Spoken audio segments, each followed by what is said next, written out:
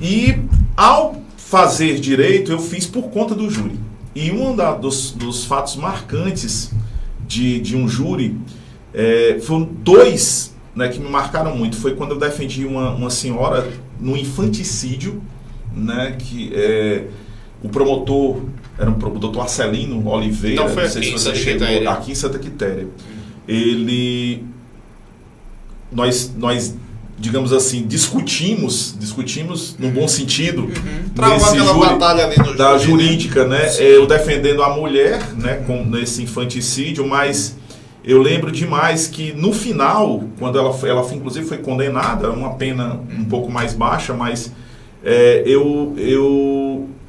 me marcou muito porque depois eu acabei até me arrependendo de ter feito, sabe, essa defesa, porque eu me convenci depois, durante o júri, de que ela realmente tinha sido culpada. E isso me fez assim refletir muito em qual tipo de caso eu deveria pegar num júri, né? E às vezes até quando nós somos nomeados, eu às vezes recuso casos que envolvem crianças, porque realmente me tocou muito esse caso, né? E teve um outro, esse já foi o contrário, eu já fiquei orgulhoso de ter feito a defesa, que foi de uma senhora, né, não vou dizer o nome dela por questão de ética mesmo, mas ela sofria muito com as agressões do marido. E ela acabou, num ato de desespero, matando o marido. E ela respondeu pelo homicídio do marido dela. E esse ficou muito marcado na minha mente também, porque eu levei essa história, né, para dentro do julgamento, colocando justamente o terror que ela sofreu durante todo esse tempo. Né, de violência. A Lei Maria da Penha tinha acabado de ser promulgada. Né? Também aqui, esse caso. Isso, em Santa Quitéria. Tinha acabado de ser promulgada e eu usei essa lei também como argumento, né, para defendê-la. E no final, graças a Deus, ela foi absolvida do crime. E me deu muito orgulho isso, por conta justamente de ter... Pelo que ela sofreu, né? Saber que eu tinha feito a coisa certa. Eu sei que matar uma pessoa não se justifica, a não ser que seja legítima defesa, que foi o caso dela. Ela já havia sofrido muito com as agressões e, no final das contas, o marido quis tocar fogo numa moto que ela tinha com ela em cima. E ela, para se defender, acabou com um revólver matando o marido. Então, assim, foi um caso muito, muito marcante também para mim. Sim. E outras, na verdade não foi só mas várias, né? As eleições. As eleições são, assim... trabalhei como advogado eleitoral em várias eleições e cada uma delas, lições diferentes acabaram ocorrendo. E aí acontecem muitas coisas engraçadas às vezes, né? Puxo, hein? Muito. Porque eleição... Salvar a vida de muitos candidatos. Eleição é uma coisa assim incrível, porque você tem que estar alerta 24 horas por dia, porque os prazos são muito curtos, né? No direito eleitoral é 24 horas, é 48 horas. Né? E eu lembro demais muitas coisas que aconteciam aqui em Santa Quitéria, em Hidrolândia e nas outras cidades que nós trabalhamos, em Catunda. Às vezes até questões que você corria risco, né, da sua própria integridade física mesmo. Muitas vezes o advogado ele vai para cima, como diz o outro, né?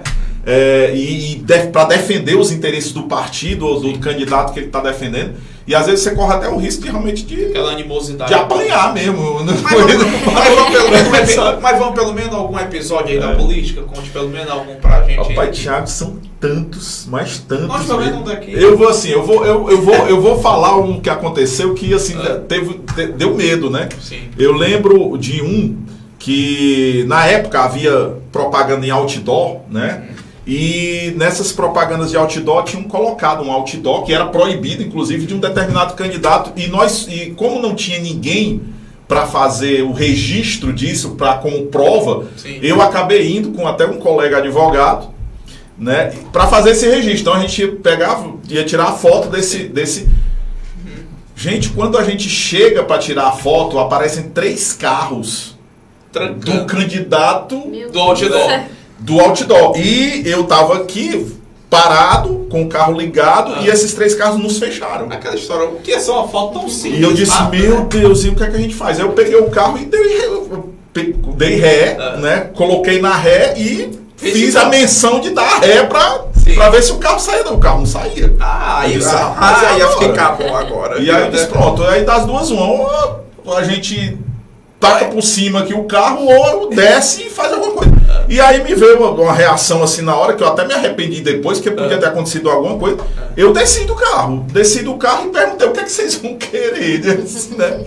Eu abri o braço e disse, e aí? Como é que... Aí ficar por isso. Pois é, e aí eu sei que eles talvez não tenham visto a gente registrando e saíram do meio mesmo e a gente... Mas só pra trancar mesmo.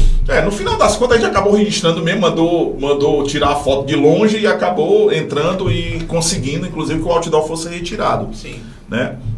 Isso foi aqui em Santa Quitéria. E teve um episódio recente agora, mais recente, em 2016, isso foi em 2012. Em 2016 teve um em Hidrolândia. Em Hidrolândia nós estávamos na campanha, inclusive, da atual prefeita, que foi da prefeita Iris, né? E em 2016 nós estávamos numa casa que estava sendo suspeita de comprar voto. Certo. E nós paramos, estava eu e uma outra colega advogada, e nós paramos e eu pedi a ela isso que no dia da campanha.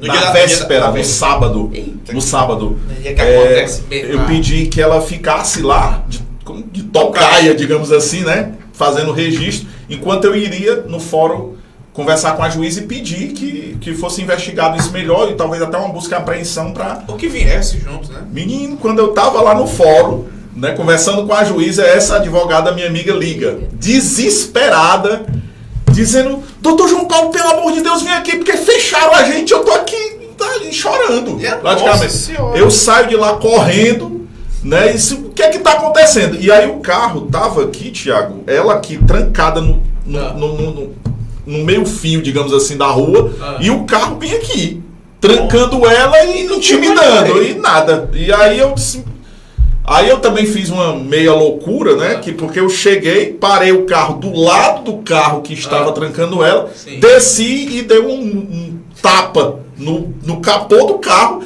e disse, sai daqui e tal, deu uns gritos lá. Prisão aqui, você. E aí eu abri a porta do carro dela, disse, desce, vamos sair e tal, e aí, como é que vai ser?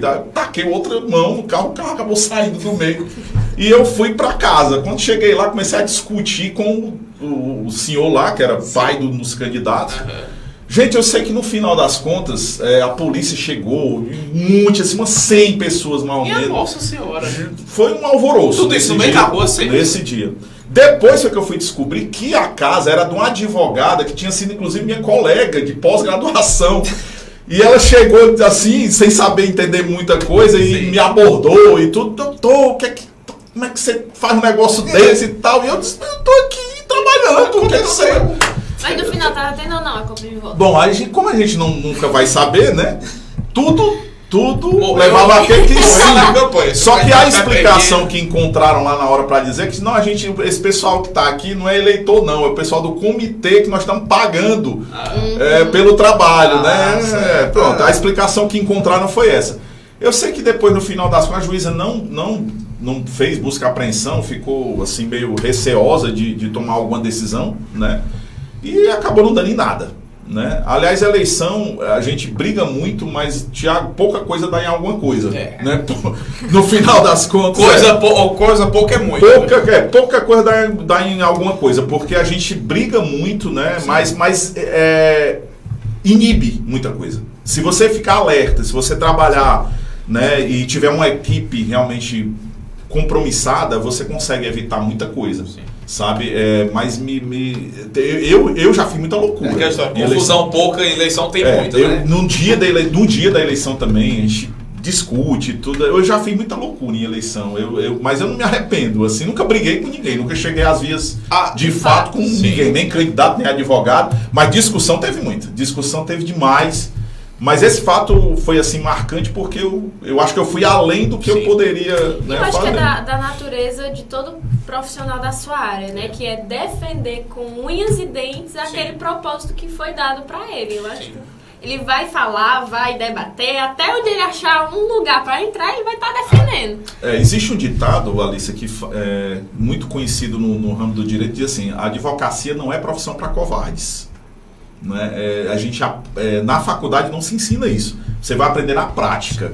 Né? E tem algumas áreas que levam realmente isso ao pé da letra. O direito criminal, por exemplo, é um deles. O direito penal, se você for covarde, você não vai conseguir vencer no direito criminal, porque você tem que enfrentar, muitas vezes, a ira, né, de policiais, civis e militares. Você tem que enfrentar muitas vezes a ira do promotor de justiça. Né? Eu já aconteceu. Outro episódio muito pitoresco, digamos assim, foi num júri, que aconteceu em Varjota.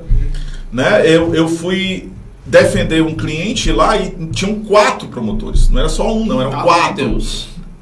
2 deles eram mais alvoroçados, assim, sabe? O promotor, eu acredito que era um dos primeiros júris dele, não sentia muita segurança, ele convocou colegas para ajudá-lo.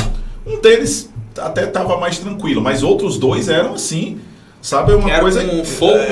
Vieram com gosto.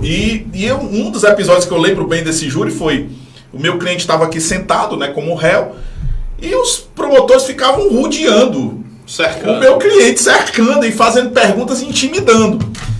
E eu olhei aquilo ali, eu disse, não estou entendendo. Eu sei que as perguntas começaram a ficar mais, né, mais ríspidas, e aí eu intervim.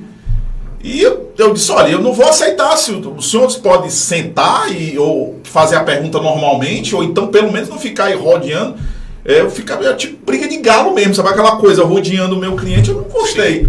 E tudo bem, pararam, daqui a pouco de novo. Aí eu falei com o juiz na época, eu disse, doutor, eu não vou conseguir permitir isso daqui não. E aí eles acharam ruim, vieram pra cima, né, de mim e começaram a vociferar e tal. E aí eu pedi ao juiz que intervisse, porque senão ia dar alguma confusão ali, né? E a gente acabou indo lá para a mesa do juiz, e o juiz, olha, isso aqui não é uma competição de quem sabe mais, de quem briga mais alto, não sei o que e tal, vamos parar com isso aqui, vamos se acalmar. E aí depois, de novo, a mesma coisa. Aí eu perdi a paciência, taquei a mão na mesa, né? E aí disse, olha, eu vou, se vocês continuarem desse jeito aí, eu vou embora. Deixa aí o réu sem defesa, né? E vou embora. Sim. E aí foi a única forma de que eles conseguiram se acalmar. Mas o pior de tudo é que depois, né, o juiz chamou todo mundo para jantar, e aí no final das contas o juiz ainda olhou para os 2 promotores e disse assim, agora vamos fazer as pazes de vocês. No final, acabou tudo bem. Chega, no final das contas, né? Chega de briga, mas ficaram assim com a cara meio ruim, no julgamento inteiro, né?